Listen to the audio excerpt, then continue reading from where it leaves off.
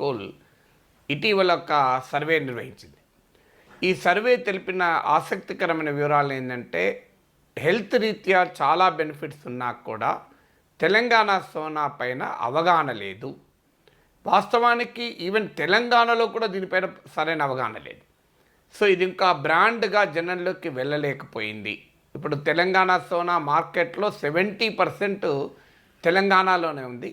ఒక 30% మీకు తమిళనాడు, ముంబై లాంటి ప్రాంతాల్లో కూడా కొంత ఉంది, ఇతర రాష్ట్రాల్లో ఉంది.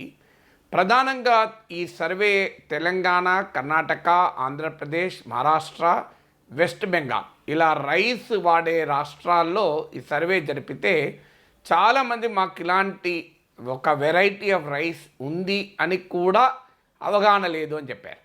సో దీని అవగాహన లేకపోవడం వల్ల ఎక్కడ దొరుకుతుంది అన్న అవగాహన కూడా లేదు. సో తెలంగాణ సోనా కొనాలి అంటే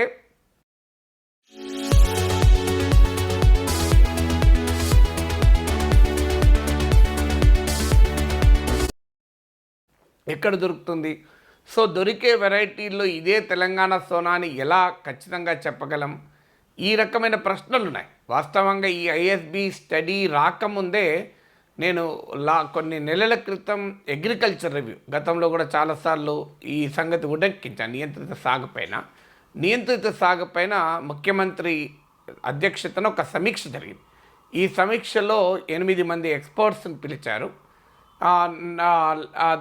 మన Telangana agriculture university vice chancellor, horticulture college principal, administrative staff college of India director, హైదరాబాద్లో ఉన్న ఫుడ్ అండ్ మేనేజ్మెంట్ ఎక్స్పర్ట్స్, దీంతో పాటు సీనియర్ చీఫ్ సెక్రటరీతో సహా సీనియర్ ఐఏఎస్ అధికారులు కూడా హాజరయ్యారు. నన్ను కూడా రాష్ట్ర ప్రభుత్వం పిలిస్తే ఆ సమావేశానికి నేను హాజరయ్యాను. దానిపైన నేను గతంలో కూడా నా వీడియోలో చెప్పాను ఏం మాట్లాడానని. సో ఈ తెలంగాణ సోనా పైన కూడా నేను ఆ రోజు కూడా చెప్పాను, తెలంగాణ సోనా పైన అవగాహన లేదు. ఇది లో గ్లైసమిక్ ఇండెక్స్ ఉంటుంది, అంటే చాలా కంపారిటివ్లీ ఇతర రైస్ వెరైటీస్తో పోలిస్తే ఇందులో లో గ్లైసమిక్ ఇండెక్స్ ఉండడం వల్ల డయాబెటిక్ అంటే మధుమేహము, షుగర్ వ్యాధి బాధితులకు ఇది ఎఫెక్టివ్గా ఉపయోగపడుతుంది. ఇప్పుడు మనకు షుగర్ వ్యాధి ఉన్నవారికి మీరు అన్నం తినకండి, చపాతీలు తినండి, గోధుమ రవ్వ తినండి అని చెప్తారు, జొన్న రవ్వ తినండి అని చెప్తారు. చాలామంది ఈ తినలేక ఇబ్బంది పడుతూ ఉంటారు. సో అలాంటి వారికి తెలంగాణ సోనా ఒక అద్భుతమైన అవకాశం అని చెప్తున్నారు. సో ఈ తెలంగాణ సోనాను professor Jayashankar Telangana agriculture university వారు డెవలప్ చేశారు. సో ఈ వెరైటీ వల్ల ఏమవుతుందంటే అన్నము తినచ్చు, షుగర్ వ్యాధికి కూడా ఇది ప్రమాదం ఉండదు కనుక it is a preferred diet. ఎందుకంటే రైస్ వదులుకోవడం చాలామందికి ఇబ్బంది, ఎందుకంటే ఈ ప్రాంతాల్లో మనకు బియ్యం తినడం అలవాటు అయిపోయింది కనుక. ఎందుకంటే ఈ వేల సంవత్సరాలుగా ఉన్న ఫుడ్ హ్యాబిట్స్ను అంత తొందరగా వదులుకోరు.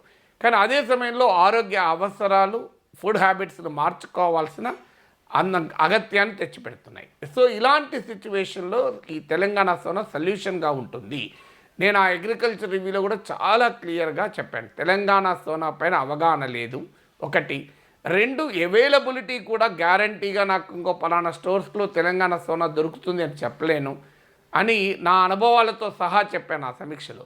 నేనే కొనాలనుకుంటే ఎక్కడ దొరుకుతుందో తెలియదు, దొరికేది కరెక్ట్గా తెలంగాణ సోనా వెరైటీనా కాదా అన్నది తెలియదు అని కూడా ఆ సమీక్షలో చెప్పాను. నేను ఆ సమీక్షలో నా వ్యక్తిగత అనుభవం చెప్పాను, నాకున్న అవగాహనతో చెప్పాను. కానీ ఇవాళ సంతోషం ఏంటంటే ఐఎస్బి జరిపిన అధ్యయనం కూడా ఇదే విషయాలు చెప్పింది. అవగాహన తక్కువ ఉంది, అవైలబిలిటీ ఒక క్వశ్చన్గా ఉంది. ముఖ్యంగా అవైలబిలిటీ పైన, టేస్ట్ పైన, హెల్తీగా అంశాలు, ఈ 3 అంశాలపైన అవగాహన పెరగాలి.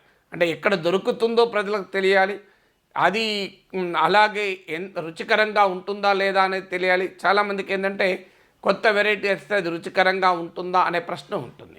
దాంతోపాటు ఇది ఆరోగ్యరీత్యా ఎలా ఉపయోగపడుతుంది అనేది స్పష్టంగా శాస్త్రీయంగా ప్రజలకు వివరించగలగాలి. ఎందుకంటే ఇప్పుడు ఐఎస్బి అధ్యయనం ప్రకారము తెలంగాణ సోనాకి ఈవెన్ ఎక్స్పోర్ట్ పొటెన్షియల్ కూడా చాలా ఉంటుంది అని.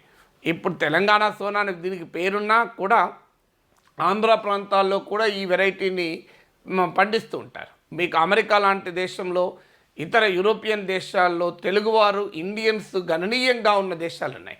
సో ఇండియన్స్ గణనీయంగా ఉన్న దేశాల్లో కూడా ఈ లైఫ్ స్టైల్లో జీవన శైలిలో వస్తున్నటువంటి మార్పుల వల్ల ఇవాళ డయాబెటిక్స్ ఒక పెద్ద సమస్యగా మారింది. ఇవాళ యంగర్ పాపులేషన్లో కూడా షుగర్ వ్యాధి వస్తుంది. సో ఇలాంటి వారికి ఇది ఒక ఆహార బెటర్ ఫుడ్ చాయిస్ లాగా ఉంటుంది. సో ఎక్స్పోర్ట్ పొటెన్షియల్ కూడా ఉంది. అంటే ఇది ప్రజలకు అధిక ఆదాయాన్ని తెచ్చిపెడుతుంది, రైతులకు అధిక ఆదాయాన్ని తెచ్చిపెడుతుంది, ప్రజలకు ఆరోగ్యాన్ని తెచ్చిపెడుతుంది. అయితే దాన్ని సరిగ్గా ప్రొజెక్ట్ చేయాలి. సమస్య ఏంటంటే ఇతర వెరైటీస్కు ఈ వెరైటీస్ను డిఫరెన్షియేట్ చేయడం ఎలా? ఇది కూడా పేరు తెలంగాణ సోనా, సోనా మసూరి, తేడా ఏముంది? సో దీనికి ఏదైనా ఇంకో కొత్త పేరు ఉంటే ఉపయోగపడుతుంది. ఇది కూడా ఐఎస్బి చెప్పింది. సో ఇప్పుడు సోనా మసూరి, తెలంగాణ సోనా రెండు కూడా సూపర్ ఫైన్ వెరైటీయే. మరి సోనా మసూరికి తెలంగాణ సోనాకు తేడా ఏంటి అనేది కూడా అర్థం కావాలి. సో అందువల్ల ఈ పేరులోనూ ఒక ప్రాబ్లం ఉంది. సో దానికి తగినటువంటి బ్రాండింగ్ కూడా చేసుకోవాల్సిన అవసరం ఉంది. తగినటువంటి బ్రాండింగ్ లేకపోతే ఇతర వెరైటీ లాగానే ఉంటుంది. విచిత్రం ఏంటంటే ఇది ఆరోగ్యకరమని శాస్త్రవేత్తలు చెప్తున్నా కూడా ఇతర వెరైటీస్లో ఇప్పుడు సోనా మసూరికి ఉన్న పాపులారిటీ తెలంగాణ సోనాకి లేదు. రెండు ఒకటే అని కూడా అనుకుంటారు. Sona Masuri is definitely very high popularity super fine variety of రైస్లో. సో అందువల్ల ఈ కొత్త వెరైటీని ప్రమోట్ చేయడం ద్వారా ఒక ఉపయోగం. అయితే ఒక ఛాలెంజ్ ఏంటి అంటే దీన్ని ఇప్పుడు డయాబెటిక్స్తో లింక్ చేసి చెప్తున్నాం. సో డయాబెటిక్స్ బారిన పడే వారికి ఇది మరింత బెనిఫిట్ అని. దీనివల్ల అడ్వాంటేజ్ ఉంటుంది, డిసడ్వాంటేజ్ ఉంటుంది. అడ్వాంటేజ్ ఏంటంటే డయాబెటీస్ ఉన్నవారు, డయాబెటీస్ వస్తుంది అని భయపడేవారు ఈ వెరైటీ ఆఫ్ రైస్ను వాడే అవకాశం ఎక్కువగా ఉంటుంది. డిసడ్వాంటేజ్ ఏంటంటే ఇది సాధారణ ప్రజలకు ఉపయోగపడే రైస్ వెరైటీ కాదు అని ఒక తప్పుడు అభిప్రాయం కూడా ఉంటుంది. లో గ్లైసెమిక్స్ ఇండెక్స్ అంటే లోయర్ లెవెల్స్ ఆఫ్ షుగర్ ఉంటే దానికి కేవలం లో గ్లైసెమిక్స్ ఇండెక్స్ ఉండడం వల్ల అందరికీ ఉపయోగం. షుగర్ వ్యాధి ఉన్నా లేకపోయినా, వచ్చినా రాకపోయినా కూడా ఇది హెల్తీ డయట్గానే ఉంటుంది. అయితే ఎప్పుడైతే దీన్ని డయాబెటిక్స్తో లింక్ చేసి ప్రమోట్ చేస్తే ప్రయోజనం ఉంటుంది, నష్టం కూడా ఉంటుంది. నష్టం ఏంటి అంటే ఇది ఒక సాధారణ ఫుడ్ ఐటమ్ కాదు, it is a food option for diabetic patients అనే ఒక రాంగ్ నోషన్ కూడా ప్రజల్లోకి వెళ్తుంది. డయాబెటిక్ పేషెంట్లకు ఇది ఎక్కువ ఉపయోగం, అంతే తప్ప మిగతా వారికి ఇది ఉపయోగపడదని కాదు. ఎవరికైనా ఇది హెల్తీ డయట్గానే ఉంటుంది. ఇప్పుడు లో గ్లైసెమిక్ ఇండెక్స్ ఉన్నటువంటి ఫుడ్ తినడం డెఫినెట్గా ఎవరికైనా హెల్తీనే, అందులో అనుమానమే లేదు. అందులో ఆల్రెడీ ప్రాబ్లం రావడానికి అవకాశం ఉన్న వారికి ఎక్కువ ఉపయోగం. అందువల్ల ఈ రకమైనటువంటి ఫైనర్ యాంగిల్ని కూడా పబ్లిక్ కమ్యూనికేషన్లో ఉండాలి. అంటే తెలంగాణ సోనాను ప్రచారం చేయడంలో ఉండాలి. తర్వాత తెలంగాణ సోనా అన్నప్పుడు కూడా ఒక అడ్వాంటేజ్ ఏంటంటే ఒక రీజన్కు ప్రత్యేకత, ఆ రీజన్ యొక్క ప్రైడ్ అది డెఫినెట్గా ఉంటుంది. ఇప్పుడు కర్నూలు బియ్యం, నెల్లూరు బియ్యం, వరంగల్ బియ్యం నెల్లూరు బియ్యం అంటే అదొక ప్రత్యేక తరహా ఉంటుందని.